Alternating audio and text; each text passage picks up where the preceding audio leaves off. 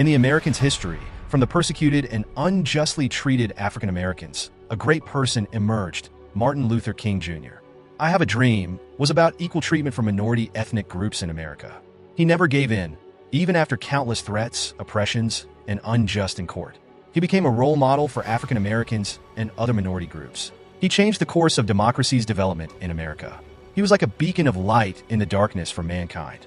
If there was a Martin Luther King Jr. for Chinese people, would that Chinese lady be pushed onto subway tracks in New York yesterday? Did you see any Chinese media speak up for her? Only we did it after 500,000 Chinese were killed and 3 million were raped or burned in Indonesia. The first response from the CCP was, they deserve to die. The CCP started doing major trading with Indonesia. What if MLK's lawsuit happened in Indonesia or in communist China? Is there anyone there with enough courage to keep speaking the truth for 5 years? In Martin Luther King Jr.'s autobiography, he said, "What I feared the most were hunger, insults, humiliation, and the torment of time. If you have not walked the path, you cannot comprehend the experience of sitting alone and facing questions in a formal setting for over 10 hours.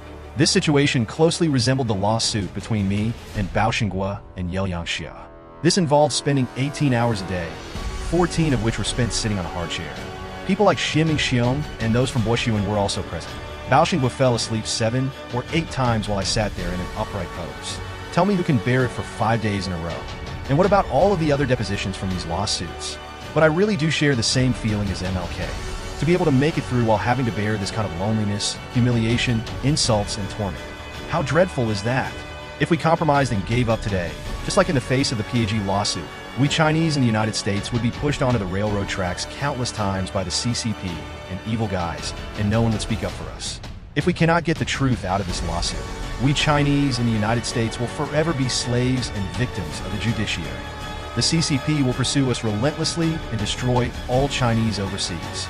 Strictly speaking, the PAG lawsuit is not that simple. There are huge racial issues, huge legal black holes, and flaws in the U.S. judicial system. Therefore, there will be more serious things coming next.